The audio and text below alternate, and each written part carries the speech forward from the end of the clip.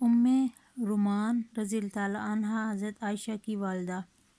ام رومان رضی اللہ تعالیٰ عنہا کا نام زینب رضی اللہ تعالیٰ عنہا تھا۔ یہ حضرت عائشہ رضی اللہ تعالیٰ عنہا اور عبد الرحمن رضی اللہ تعالیٰ عنہ کی والدہ تھیں۔ پہلے عبد الرحمن بن حارث کے نکاح میں تھیں۔ ان کے انتقال کے بعد حضرت ابوبکر صدیق رضی اللہ تعالیٰ عنہ کے نکاح میں آئیں۔ انہوں نے ابتدائی سے اسلام قبول کر لیا تھا۔ حضرت ابوبکر صدیق رضی اللہ تعالیٰ عنہ کے بعد ہجرت کر کے مدینہ آئیں۔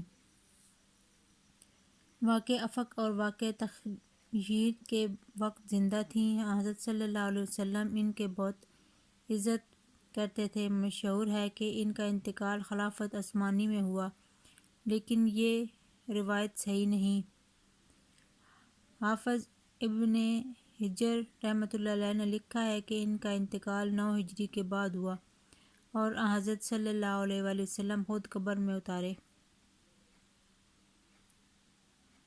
اور ان کے لیے دعائے مغفرت فرمائی۔ آپ صلی اللہ علیہ وسلم ہی نے ان کی نماز جنازہ پڑھائی۔